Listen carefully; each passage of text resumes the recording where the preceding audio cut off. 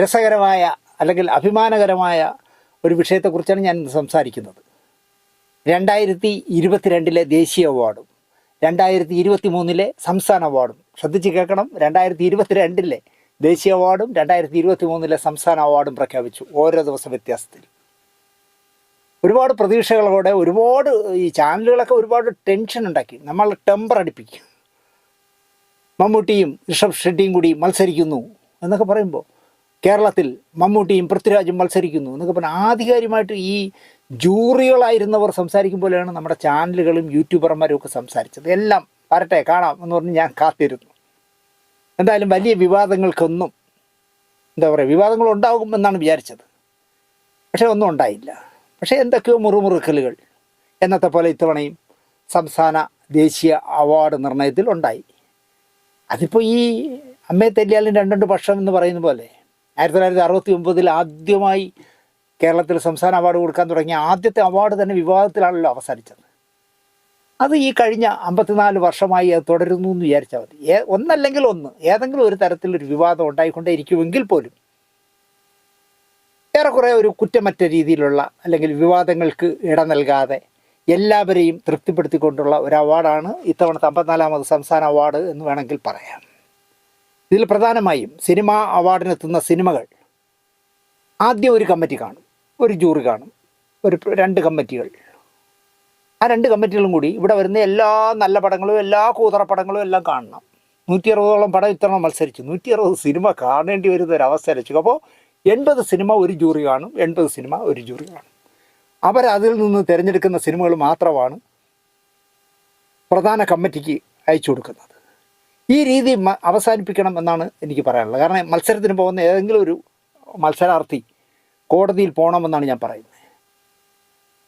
നിങ്ങളാലോചിച്ചു, ഇത്തവണ പ്രാദേശിക ജൂറി തഴഞ്ഞു കളഞ്ഞ സിനിമയാണ് ഡൽഹിയിൽ ഇന്ത്യയിലെ ഏറ്റവും നല്ല ചിത്രത്തിനുള്ള അവാർഡ് നേടിയത്.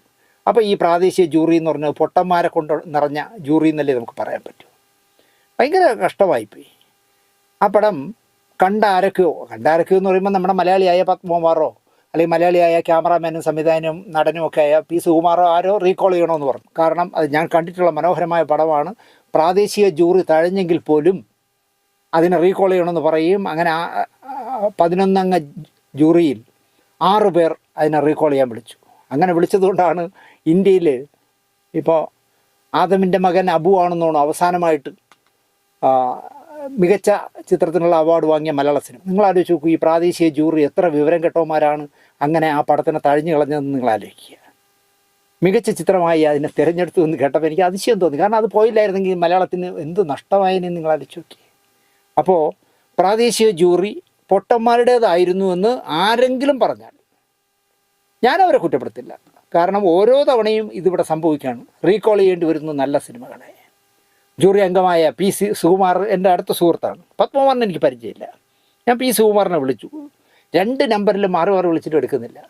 ഞാൻ വിചാരിച്ചു ഈ വിവാദങ്ങളൊക്കെ കത്തി നിൽക്കുന്നതുകൊണ്ട്, അല്ലെങ്കിൽ മമ്മൂട്ടി സിനിമകളെ തഴിഞ്ഞ് മമ്മൂട്ടിക്ക് കിട്ടേണ്ട നാഷണൽ അവാർഡിനെ തട്ടിത്തെറിപ്പിച്ചിട്ട് കാന്താരയുടെ ഋഷഭ് ഷെട്ടിക്ക് വേണ്ടി ആരൊക്കെയോ കളിച്ചു എന്നൊക്കെ പറഞ്ഞ് വലിയ വാർത്തകളാണല്ലോ ചാനലിൽ വരുന്നത്. യാഥാർത്ഥ്യവുമായി പുലബന്ധമില്ലാത്ത. എനിക്ക് നിങ്ങളോട് പറയാനുള്ളത്, ഏത് വാർത്ത കേട്ടാലും ആദ്യം വിശ്വസിക്കരുത്.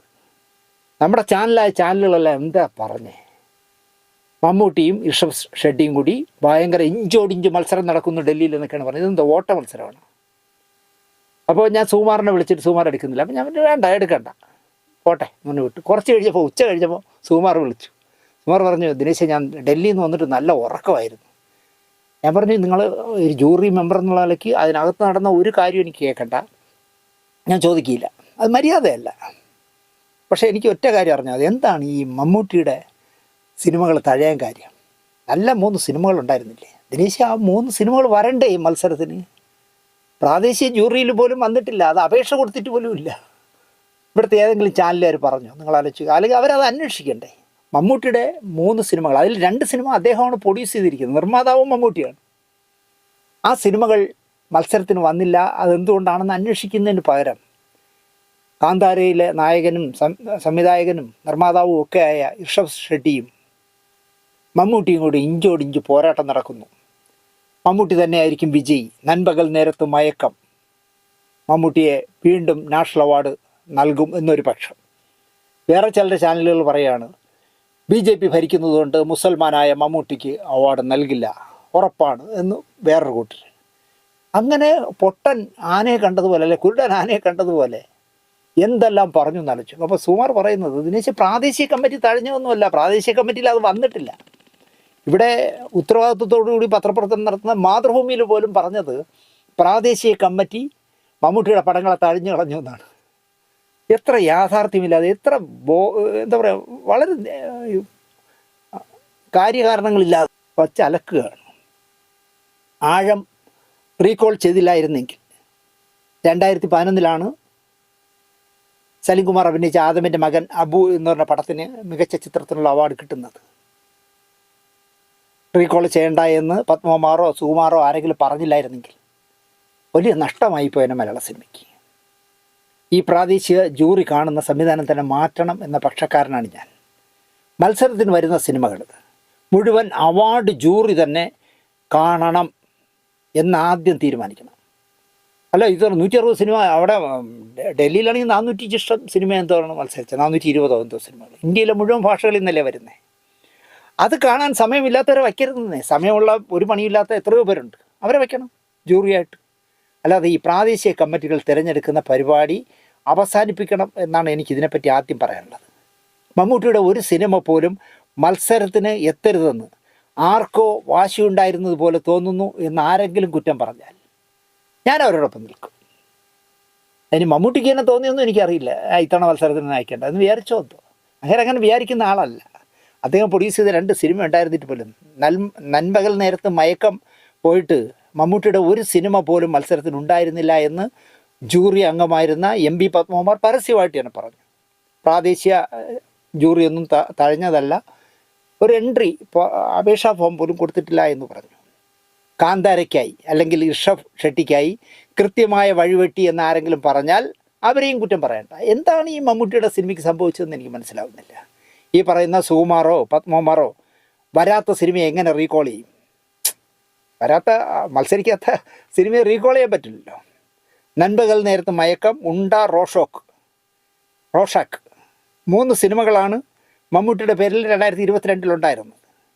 3 ശ്രദ്ധേയമായ സിനിമകളായിരുന്നു. ഓരോ തരത്തിൽ ആലോചിച്ചാൽ മമ്മൂട്ടിയും ഋഷഭ് ഷെട്ടിയും തമ്മിലാണ് കേന്ദ്ര അവാർഡിന് മത്സരമെന്ന് ചാനലുകൾ മുഴുവൻ ദിവസങ്ങളോളം പറഞ്ഞു. എന്നാൽ നൻപകൽ നേരത്ത് മയക്കം, പുഴു, റോഷാക്ക് എന്നീ മമ്മൂട്ടി പടങ്ങൾ അപേക്ഷ പോലും കൊടുത്തില്ല എന്ന് കേട്ടപ്പോൾ എനിക്ക് അതിശയം തോന്നി. കഴിഞ്ഞ വർഷം മമ്മൂട്ടി കേരളത്തിലെ മികച്ച നടനായി തിരഞ്ഞെടുക്കപ്പെട്ട നൻപകൽ നേരത്ത് മയക്കം പ്രാദേശിക ജൂറി തഴഞ്ഞതിൻ്റെ മാനദണ്ഡം പറയണമത്രേ. ചില പത്രങ്ങളും ചാനലുകളും പറഞ്ഞാണ്. എന്തുകൊണ്ട് സംസ്ഥാന അവാർഡ്, മികച്ച നടൻ്റെ അവാർഡ് വാങ്ങിച്ച മമ്മൂട്ടിയുടെ നൻപകൽ നേരത്ത് മയക്കത്തിനെ ഡൽഹിയിലേക്ക് അയച്ചില്ല എന്ന് പ്രാദേശിക ജൂറി പറയണം എന്നുവരെ പറഞ്ഞു കളഞ്ഞു. അപേക്ഷിക്കാത്ത പടത്തിന് എങ്ങനെ അവർ മറുപടി പറയും? ദക്ഷിണേന്ത്യൻ ജൂറിയിൽ ചെയർമാൻ സുശാന്ത് മിശ്രയായിരുന്നു. MP പത്മകുമാർ, സന്തോഷ് ദാമോദരൻ എന്നീ മലയാളികളും പിന്നെ രവീന്ദറും മുർത്താസ അലി എന്ന് പറയുന്ന ആളും അംഗങ്ങളായിരുന്നു. 2ാം പാനലിൽ ബാലു സലൂജ ആയിരുന്നു ചെയർമാൻ. രാജ് കണ്ടുകുറി എന്ന് പറഞ്ഞ ആൾ, പ്രദീപ് കോച്ചനറു, കൗസല്യ പൊട്ടൂറി, ആനന്ദ് സിംഗ് എന്നിവരായിരുന്നു അംഗങ്ങൾ. ഈ 2 പാനലും സംസ്ഥാന അവാർഡ് നേടിയ ചിത്രമടക്കം മമ്മൂട്ടിയുടെ എല്ലാ ചിത്രങ്ങളെയും മത്സരിക്കാൻ വിടാതെ തടഞ്ഞു എന്നാണ് പറഞ്ഞത്. പിന്നെ എങ്ങനെ ദേശീയ മത്സരത്തിൽ മമ്മൂട്ടിയും ഋഷഭ് ഷെട്ടിയും തമ്മിൽ ഇഞ്ചോടിഞ്ച് പോരാട്ടം എന്ന് പത്രങ്ങളും ചാനലുകളും ആഘോഷിച്ചു എന്ന് എനിക്ക് മനസ്സിലാവുന്നില്ല. കേന്ദ്ര ജൂറി ചെയർമാൻ തന്നെ പറയുന്നു മമ്മൂട്ടി സിനിമകൾ ഒന്നും ഞാൻ കണ്ടിട്ടില്ല, കാരണം അവിടെ വന്നിട്ടില്ല. എന്നാൽ ആട്ടം ഞങ്ങൾ റീകോൾ ചെയ്തു. മത്സരിക്കാനെത്താത്ത മമ്മൂട്ടിയുടെ ചിത്രങ്ങളെ കേന്ദ്ര ജൂറി തഴഞ്ഞു എന്ന് പറയുന്നവർ ഒരു കാര്യം പ്രത്യേകം ഓർക്കേണ്ടതാണ്.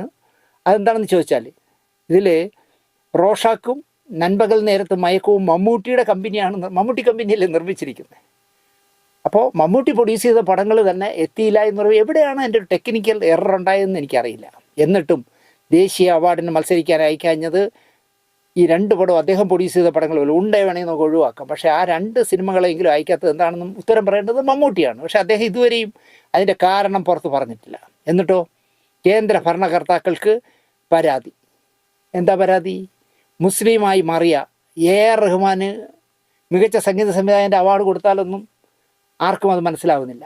മമ്മൂട്ടി ഒരു മുസ്ലിം ആയതുകൊണ്ട് അദ്ദേഹത്തിൻ്റെ സിനിമകളെ തഴഞ്ഞു എന്ന് വെറുതെ വാർത്ത ഉണ്ടാക്കി വിടുന്നു എന്നുള്ളതാണ്. പ്രത്യേകിച്ചും യൂട്യൂബുകളിൽ അലിഖിതമല്ലാത്ത ഒരു ഗൈഡ് ലൈൻ കഴിഞ്ഞ കുറച്ച് കാലമായി. അത് ഞാൻ വിസ്മരിക്കുന്നില്ല. ഞാൻ മുമ്പൊരു ചാനലിൽ നമ്മുടെ ഒരു പ്രോഗ്രാമിൽ പറഞ്ഞതാണ്.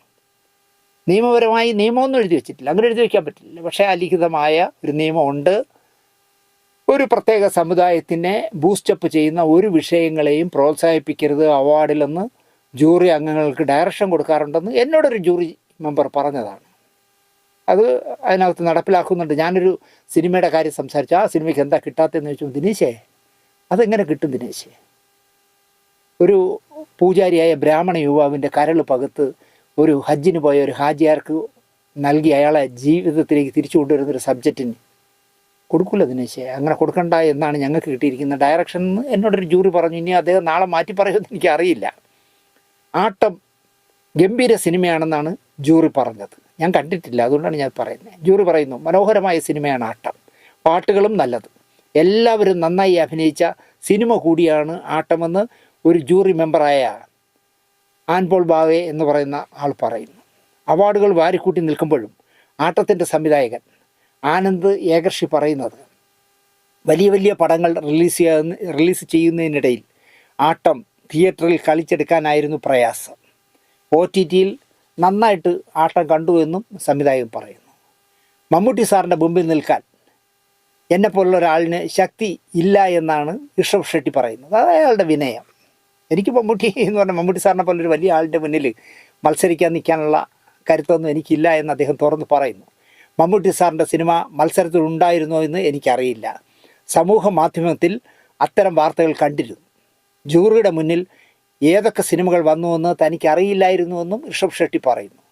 പലരും എനിക്കാണ് അവാർഡ് എന്ന് പറഞ്ഞപ്പോഴും ജൂറി ചെയർമാൻ പ്രഖ്യാപിക്കുന്നത് വരെ ഞാൻ ഇക്കാര്യം വിശ്വസിച്ചിരുന്നില്ല എന്നും ഋഷഭ് ഷെട്ടി പറയുന്നു. അങ്ങനെ വിശ്വസിക്കാതെ ഇരിക്കുന്നതാണ് നല്ലത്.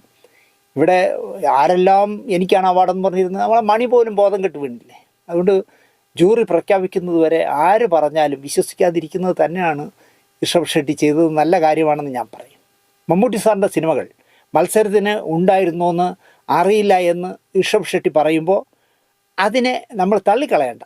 പക്ഷേ ഒരു പ്രാദേശിക ജൂറി തള്ളിയത് ഏതൊക്കെ സിനിമകളാണ് അതറിയാൻ വലിയ ബുദ്ധിമുട്ടൊന്നുമില്ല എന്ന് ഞാൻ പറയുന്നു. മമ്മൂട്ടി ഇല്ലെങ്കിൽ ഋഷഭിൻ്റെ വഴി സുഗമമാവും എന്ന് പറയുന്നവരുമുണ്ട്.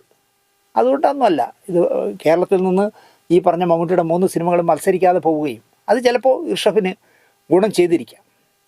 എനിക്ക് ഏറ്റവും സന്തോഷം തോന്നിയൊരു കാര്യം ശ്രീപദ് യാൻ എന്ന് പറഞ്ഞ ബാലനടൻ, മലയാളിയായ കൊച്ചുമിടുക്കൻ, നാഷണൽ അവാർഡിൽ കുട്ടികളുടെ അവാർഡിൽ വേറൊരാളുമായിട്ട് പങ്കിട്ടപ്പോൾ എനിക്ക് ഭയങ്കര സന്തോഷം തോന്നി. കാരണം മാളികപ്പുറം എന്ന് പറഞ്ഞ സിനിമയിലാണല്ലോ ഈ പറയുന്ന ശ്രീപദ് അഭിനയിച്ചത്.